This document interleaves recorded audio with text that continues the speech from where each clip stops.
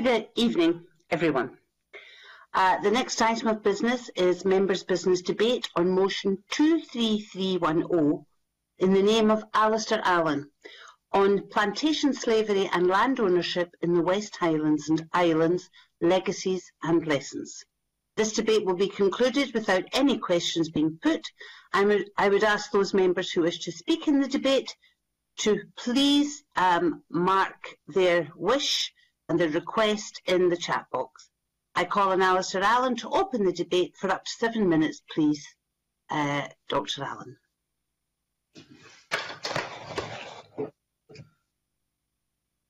Thank you, Presiding Officer.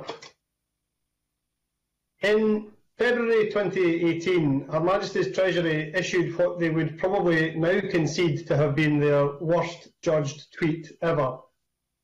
Below an image of Africans being marched in chains and the hashtag FridayFact, it announced brightly that millions of you helped end the slave trade through your taxes. Did you know, it went on cheerfully, that in 1833 Britain used £20 million, 40% of its national budget, to buy freedom for all slaves in the empire. The amount of money borrowed for the Slavery Abolition Act was so large that it wasn't paid off until 2015, which means that living British citizens helped pay to end the slave trade.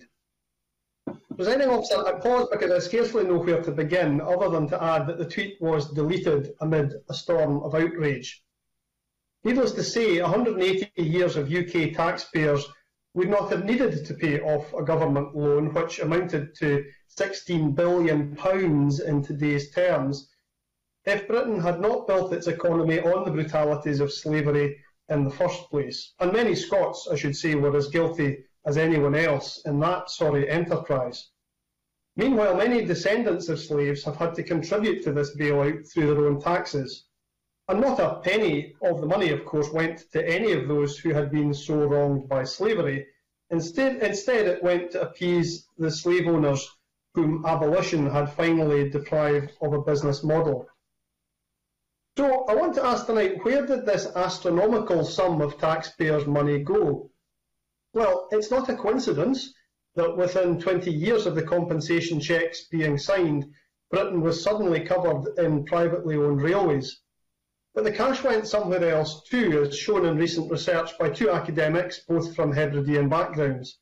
Plantation Slavery and Land Ownership in the West Highlands and Islands, Legacies and Lessons, by Dr. Ian McKinnon and Dr. Andrew McKillop, is published by Community Land Scotland and builds on work already done by Professor Sir Tom Devine, Professor James Hunter and others.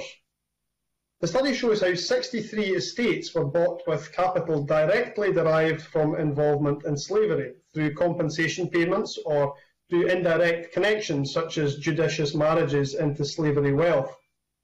The majority of estates changed hands between 1790 and 1855, which of course is the very period when Highland landowners evicted thousands of people from their land. Almost 1.2 million acres were involved, covering a third of the West Highlands and Islands, and that figure does not, I think, include the 400,000 or so acres owned in Lewis by the Mackenzies of Seaforth, whose financial decline during the early decades of the 19th century saw them sell almost their entire estate, despite the last Lord Seaforth being both governor of the slave colony in Barbados and also a major slave owner in his own right. The Isle of Lewis ended up, of course, being purchased by a man who had made his money elsewhere, namely by selling hard drugs in China.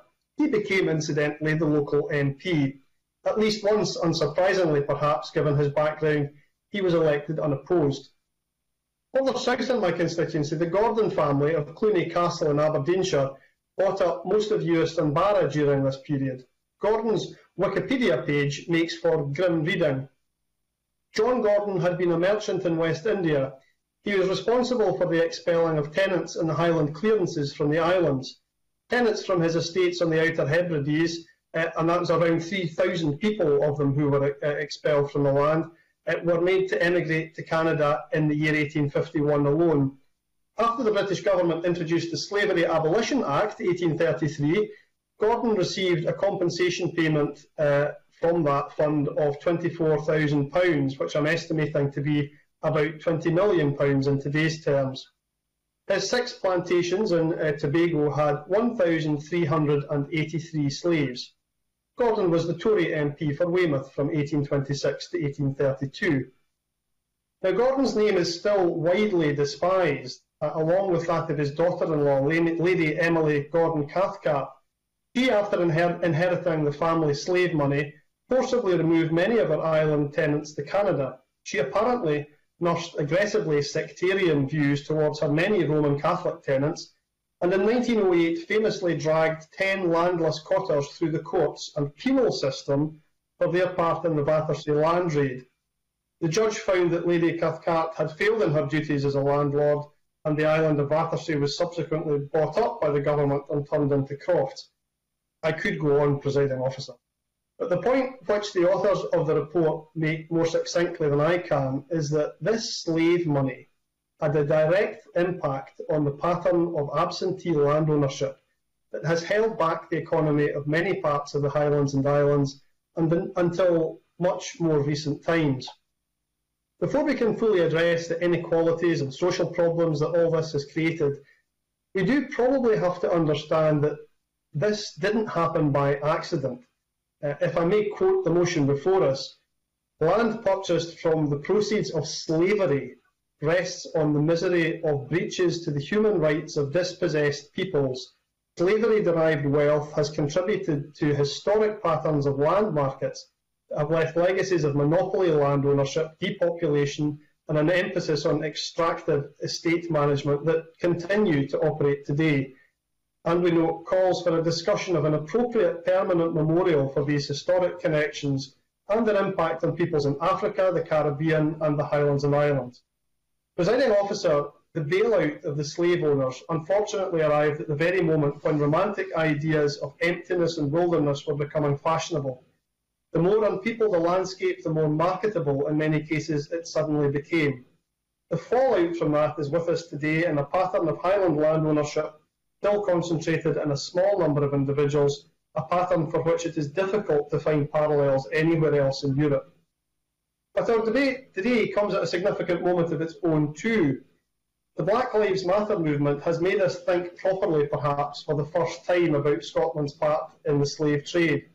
It is right for us to reflect now that whenever we say that Glasgow and many other places were built on cotton, tobacco and sugar, then that is, uncomfortably, just another way of saying that it was built on slaves. The unspeakable injustices that lie behind all that have clear and lasting consequences for black lives in our own times. And it's right too, Presiding Officer, that we take the opportunity now to remember that the money from slavery did not disappear. Indeed, generations of taxpayers have been rewarding slave owners and, at least arguably, their heirs, as recently as the Treasury tweet reminds us, as 2015. Singling out individual villains in our history does not, of course, tell the whole story. It is unsettling to think, for instance, that at one point, not that long ago, every family in the UK who could afford to have a pension was probably implicated in slavery to some extent or another. But villains there undoubtedly were. Some of them bought up large swathes of the Highlands and Islands, often thanks to compensation money extracted from the taxpayer by means of seats in the UK Parliament. And all of that, Presiding Officer, is worth pausing briefly to have a think about, and I commend this motion to the Chamber. Thank you, Dr. Allen, and we'll now move on to the open debate, and speeches of no more than 4 minutes, please. First of all, we have Edward Mountain, to be followed by Stuart McMillan.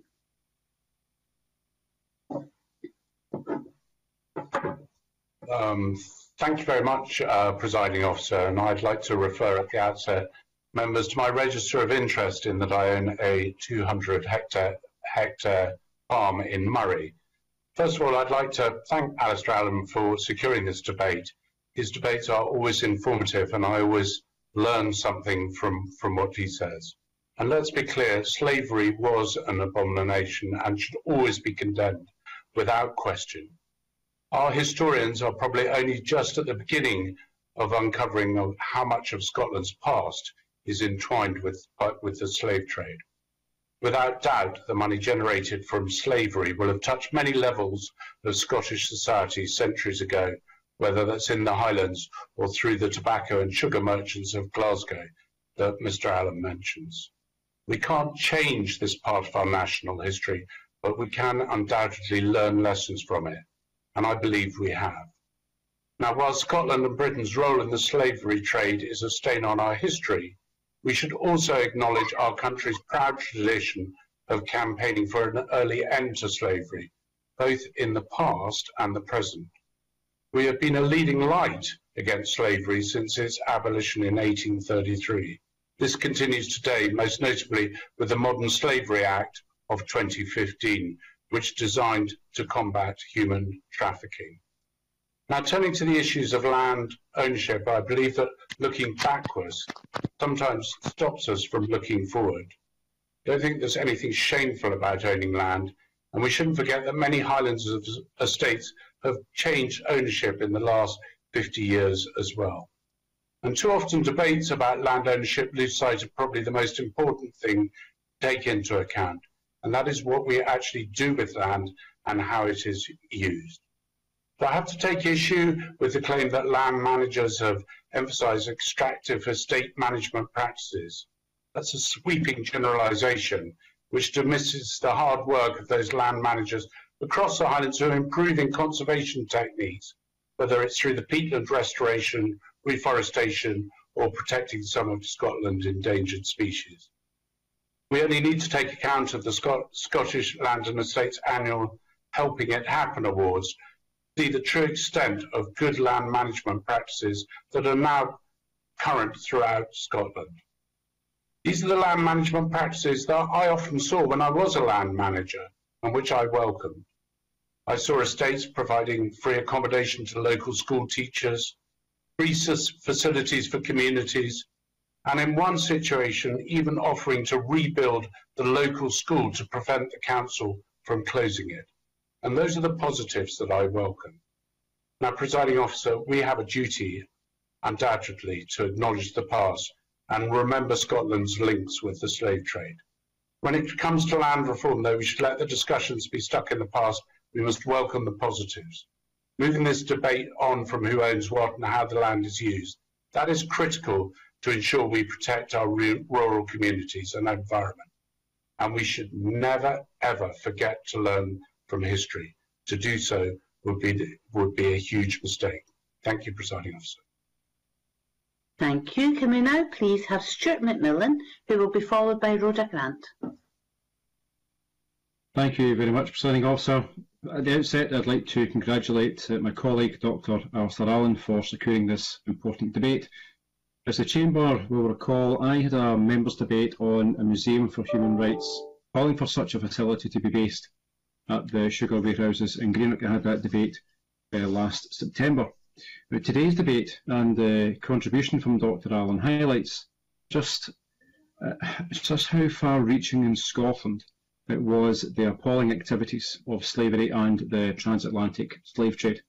Now, my area and the city of Glasgow are two areas that quite clearly have strong links to Scotland's past dealings in slavery. Other locations now, as we have heard today, clearly have a strong past also.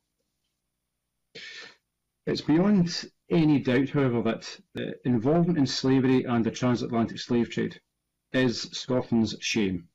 We cannot be blamed for the past, but we can certainly shape the future. Our actions in telling the story of the past are therefore absolutely crucial. As part of my earlier members' debate last year, which followed the Scottish Parliament agreeing to deliver a national museum to highlight Scotland's role in the slave trade and colonialism, I set up a short life working group involving the local MP, the council leader, Scottish Enterprise, the local Chamber of Commerce, West College Scotland, Creative Inverclyde, the Clyde Atlantic Trust, and also the Save Innisgreen Dry Dock. Now, we've met on numerous occasions and have spoken to Museums Galleries Scotland and also the International Slavery Museum in Liverpool, amongst many groups and individuals. It's clear that there is ambition to deliver something important to tell our story. And it's also clear that there are both a wide range of positives and negatives about either a single facility or a network of facilities. But what is abundantly clear is that Scotland's role in this part of our shameful past wasn't just centralised in Glasgow or Edinburgh, and today's debate is yet another example of highlighting how far-reaching Scotland's shame actually was. Museums Gallery Scotland have a difficult task, and I wish them well.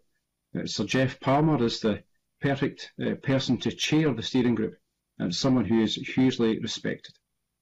Well done to Dr. Allen once again for securing this debate, and certainly I'm pleased to speak in it. Thank you. We now have Rhoda Grant, to be followed by Angus MacDonald. Thank you, Presiding Officer. I would like to congratulate Alistair Allen on securing this debate. We should also be grateful to Community Land Scotland for publishing the research by Dr. Ian McKinnon and Dr. Andrew Phillip, revealing an aspect of our history that has been very little understood. There can be no doubt that legal slavery, from which so many humans suffered and perished, stands as among the most heinous of human rights abuses ever witnessed. That fellow humans, because of their colour, their origins in a different continent, were regarded as property without rights by slave traders and owners rightly appalls us all. It also defies belief that when slavery was finally abolished, the abusers were compensated for their loss of their property, their human slaves. That's a low point in our history. We all know that far too many Scots were active in the slave trade. We know that they built vast wealth on the backs of the misery of generations of slaves and received what in today's terms amounts to hundreds of millions of pounds in compensation when slavery was abolished. What's not so widely known is that at least some of that money ended up funding the purchase of land in the Highlands and Islands. Some of these owners then engaged in the clearances of our own Indigenous people from that land. We are all shaped by history. The places we live in are shaped by history. The power relations within our society are shaped by history. Disparities in wealth and privilege are shaped by history, and therefore the slave compensation money paid then still resonates today. In the Highlands and Islands, a small number of people own vast tracts of land from which the generations' wealth and privilege has been created and passed. Therefore, today's land ownership relates in some places to the ownership patterns developed on the wealth created from human rights abuses of slaves. Therefore, it is a supreme irony that the law that protects today's landowners' interests, that has been often cited by them to limit radical land reform, are human rights laws. Land holdings bought or extended from wealth made from human rights abuses could now be defended from ownership change on the grounds of human rights. The right to enjoy your property as enshrined in the European Convention of Human Rights. Of course, today's families who are successors to those historical acts are not in any way responsible and cannot be and should not be held accountable for the acts of their forebearers, but they can acknowledge them. They can give recognition to the many privileges enjoyed down the generations from the wealth built from slavery. Our history of slavery has contemporary relevance as we better understand how this has shaped us. I certainly did not know in any detail this dark aspect of our history, and I'm grateful to this research because it has been published and teaches us this. We should build on that, use the evidence now available in today's teaching of our history to our own people, and we should also find suitable ways of telling the story to those who visit our country. Governments can help in this, and I hope the Minister might say what he can usefully do to assist. And I hope our current landowners will see the force of them helping in that task too. Thank you, Presiding Officer. We now have Angus MacDonald, to be followed by John Finney. Thank you, Presiding Officer. As someone with a Hibernian background on both sides of my family, going back to Norse times, I was fascinated by this report when it came out last November, and I congratulate my colleague Alistair Allen on bringing this issue and debate to the Chamber. I also thank Dr Ian McKinnon and Dr Andrew McKillop for writing the study, and of course Community Land Scotland for publishing it. As we've heard, the new study exposes the extent of the historical connection between land ownership in the West Highlands and Islands and plantation slavery in the Caribbean and North America. It also highlights how many estate owners were prominent in the infamous Highland clearances, which saw thousands of people evicted from the land. The research shows that 63 estates amounting to almost 1.2 million acres and covering 33.5% of the West Highlands and Islands were acquired using the equivalent of more than £120 million by beneficiaries of slavery-derived wealth. The majority, 37 estates, changed hands between 1790 and 1855, the main period of the infamous clearances, as Alistair Allen has pointed out. Now, growing up on the family farms just outside Stornoway, which we've been farming for just over 100 years, and acquired legitimately through hard graft, I hasten to add, I was aware of dodgy connections with regard to Lewis Castle, for example, built by Sir James Matheson, who made much of his money from the opium trade in China, another shameful part of Britain's history, and there is without doubt much to be ashamed of. James Matheson's affronts to humanity are probably on a par with the subject of the report by Drs McKinnon and McKillop, who have highlighted that either directly by family connection or through the compensation schemes awarded to former slave owners, around a third of the entire land mass of the West Highlands was bought with slavery-derived wealth. A few examples have already been given. Another slavery-backed estate was the island of Raasay, bought for £27,000 in 1846 by George Rainey, using the £50,000 he received from the Slavery Abolition Fund, the equivalent of £2.6 million today. And slave owner John Gordon of Cluny, who we've heard bought Euston Barra in 1838, before going on to force nearly 3,000 people from those islands during the 1850s. The study also highlights how many other estate owners were prominent in the infamous Highland clearances, which saw thousands of people evicted from their land. And Dr Allen has covered well the Mackenzies of Seaforth. And has been mentioned, the Act of Parliament in 1833 provided £20 million compensation to slave owners, more than £16 billion today, with, as I've said already, the equivalent of over £120 million being spent buying Highland estates. Now, the report also states that certain traditional landowners who inherited their Highland land also benefited from slavery money. The Mackenzies of Gairloch, MacLeod of MacLeod, and the House of Sutherland had married into slavery-derived wealth. Cameron of Lochiel and Mackintosh of Mackintosh also appear to have been directly involved in the plantation economy in Jamaica. And in the 1880s, these families together held at least 690,000 acres in the counties of Ross and Inverness. The authors calculate that at least 5,000 people were cleared from the land by this new slavery elite. However, the figure would have been far higher, as the study that we're discussing tonight was restricted to the Hebrides from Islay northwards and the western coast of the counties of Inverness and Ross.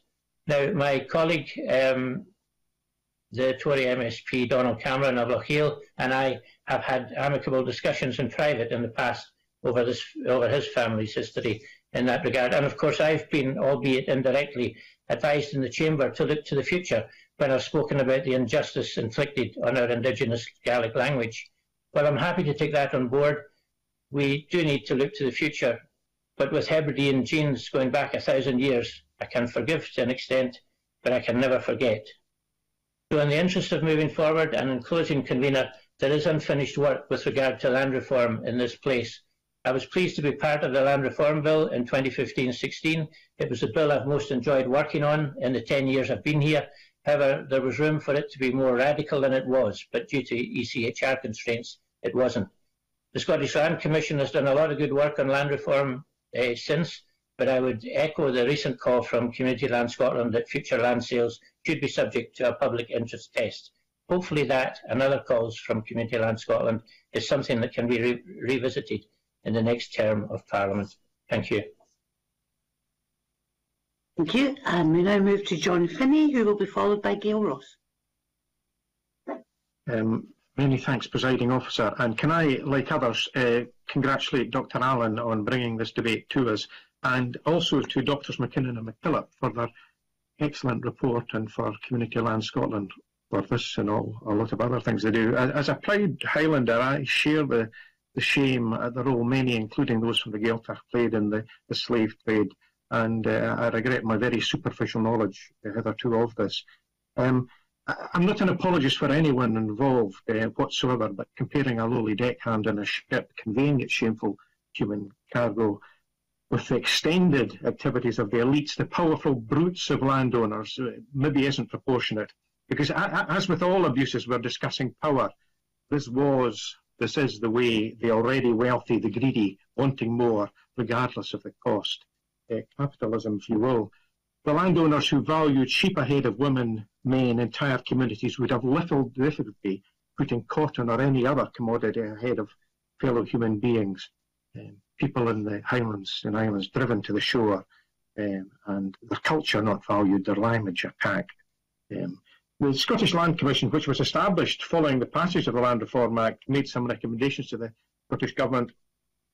They suggested changes in law and policy, and undoubtedly there's a need, if we're going to be a progressive European country, for that to be the case. And as my colleague Angus MacDonald talked about a public interest test, we talked about a change as well in culture and practice. And if you know the Highlands, you'll know about the deference, you'll know about the sense of privilege and entitlement that some in our community have, to address the impacts of concentrated land ownership, to protect rural communities from misuse of power.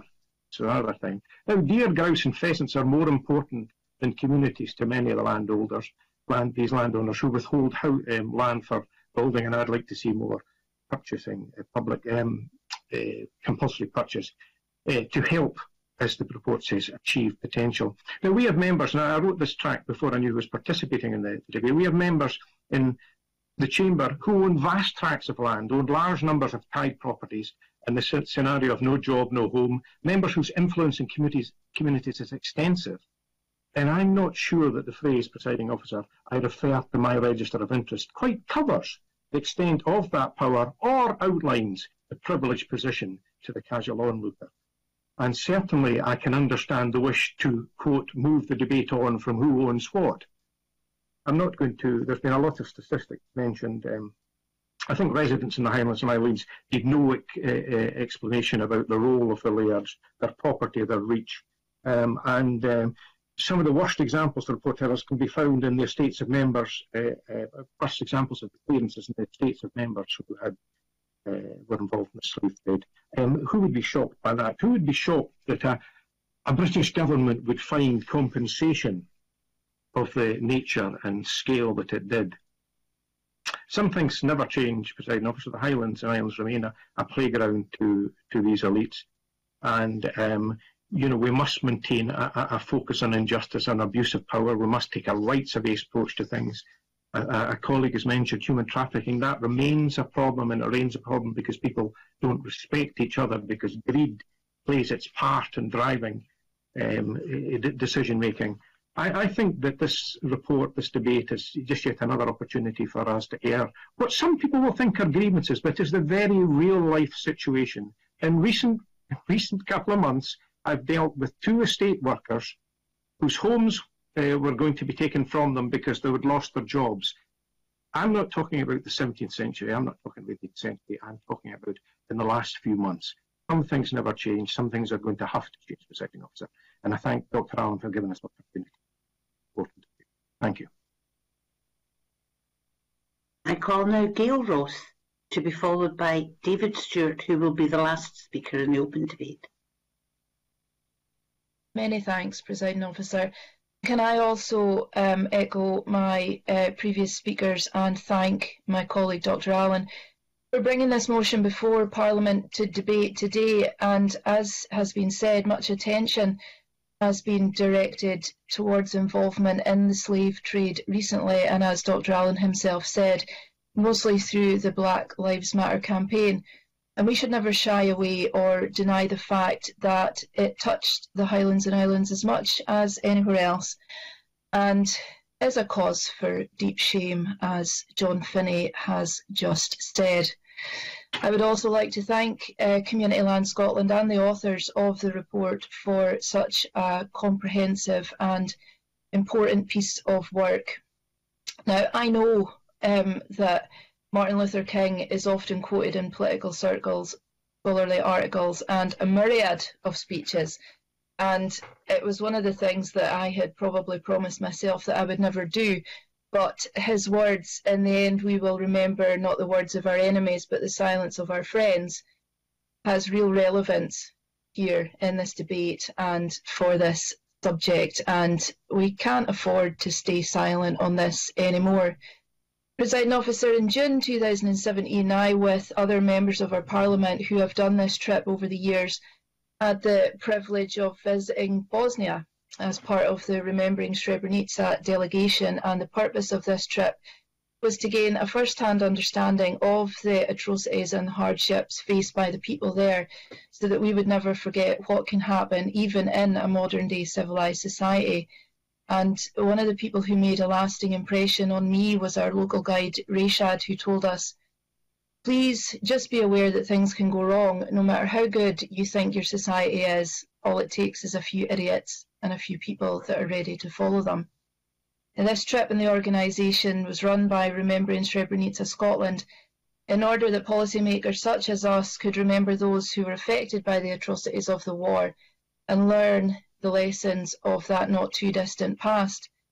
But closer to home, I would say that many of us have forgotten the atrocities that our ancestors have been involved in, particularly in relation to the slave trade.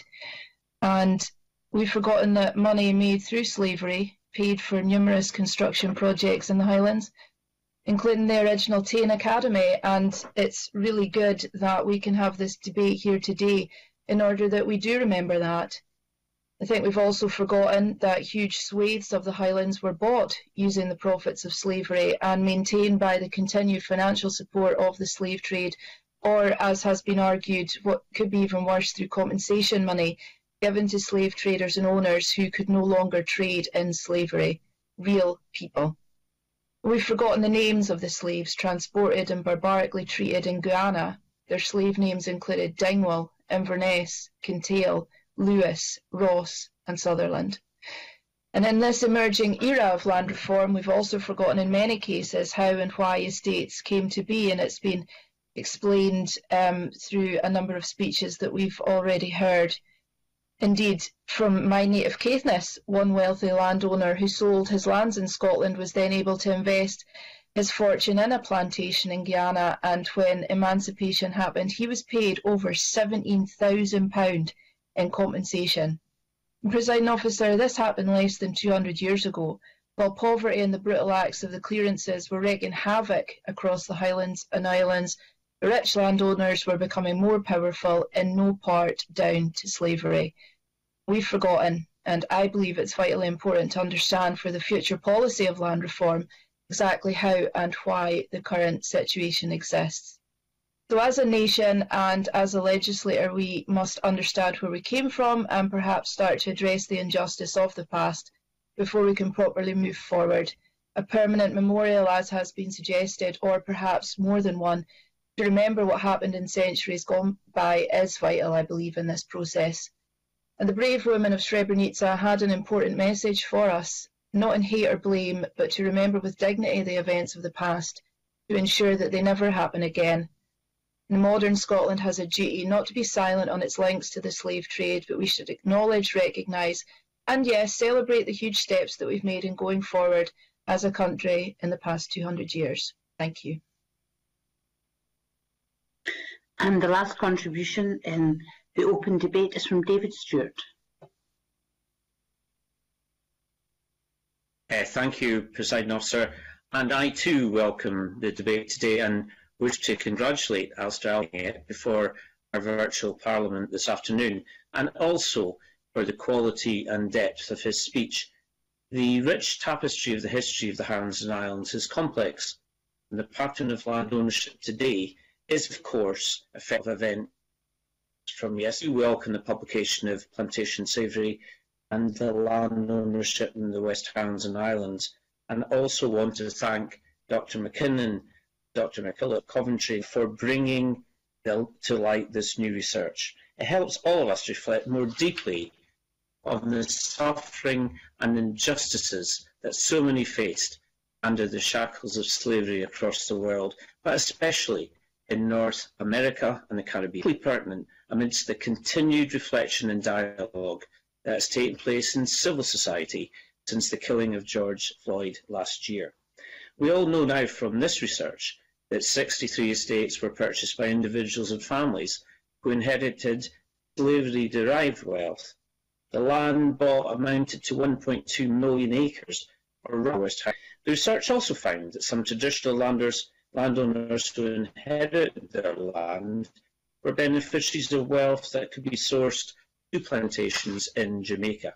The problems associated with the slavery-linked wealth, however, wasn't just financial, and the academics argue that those involved with slavery in the Caribbean took the same dehumanising attitudes with them back to Scotland, indirectly legitimising the clearances and the cleared in this part of the Highlands Islands alone.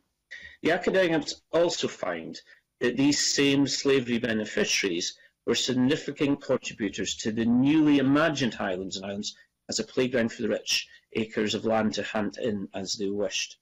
Members will be familiar with how this dark period in Scottish history still manifests itself today in the continuing problems of depopulation, ecological damage, that exists across the Highlands and Islands.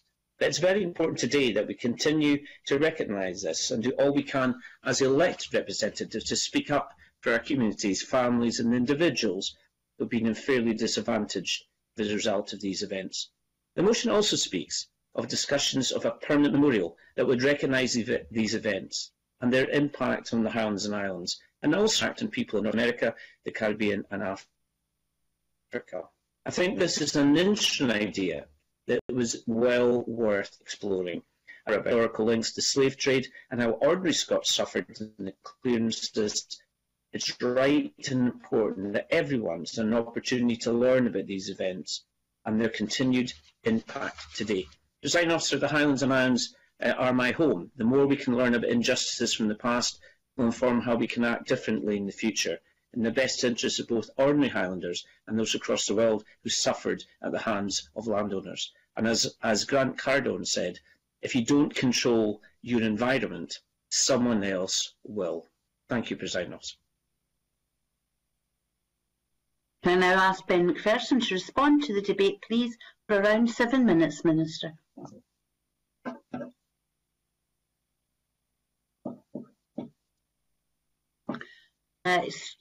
Can I stop you there, Minister? We seem to have a little issue with your sound. I will leave you in the hands of our broadcasting team till we sort you out.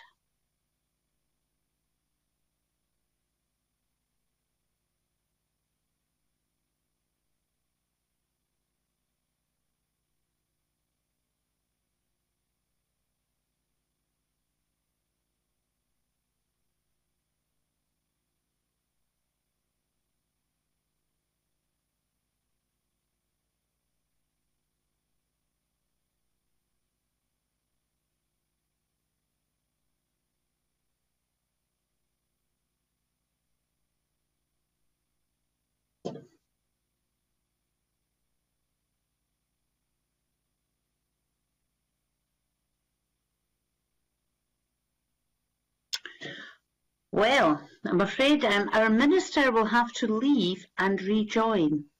So if it's acceptable to everyone, Oh, he's come back. And he's left again. He's back. Shall we try again?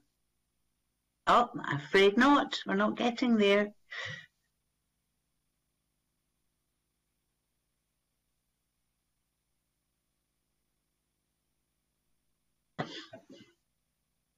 Well, in order to fill this space, can I just say that's one of the most interesting debates I've listened to for a long time. I thought it was absolutely excellent and has certainly brought me to thinking I have to go and read this research. Right. No, we're still not there.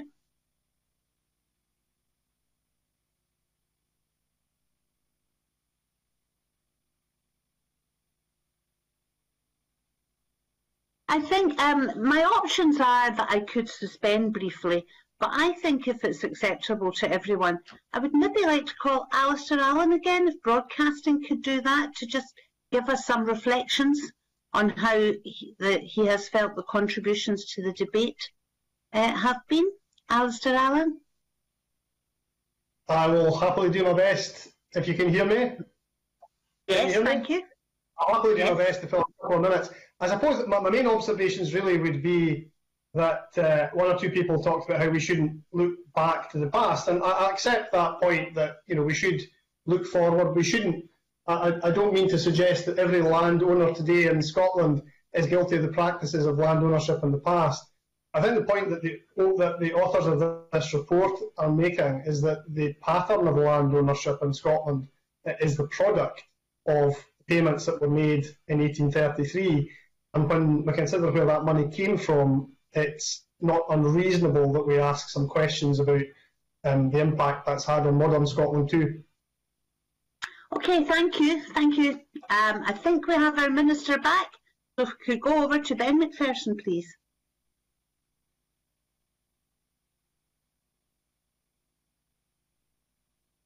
Presiding Officer, I cannot hear you, but you may be able to hear me. So shall I proceed? Yes, Thank please. you, and I do apologise to colleagues for those technical difficulties and anything on my part. I congratulate Dr. Allen for bringing forward this motion and securing the debate today, which is a very important one, and commend members for their contributions also. Like colleagues, the Scottish Government fully recognises Scotland's part in the historic injustices of slavery, and we are determined to both acknowledge those injustices and our part within it as a country, and to learn from our past and the role Scotland played, and also to consider together how we move forward, as both Gail Ross and Dave Stewart emphasised in their contributions. And so in that wider spirit, I welcome the report by Dr. McKinnon and Dr. McKillop, as the report sheds light on the history behind Scotland's land ownership patterns and the legacy of slavery within that.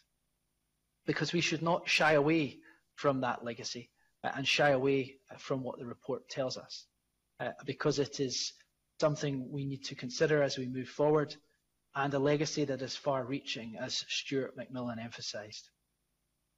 The past cannot be changed, but the future can and must be, and today's debate rightly focuses on that too.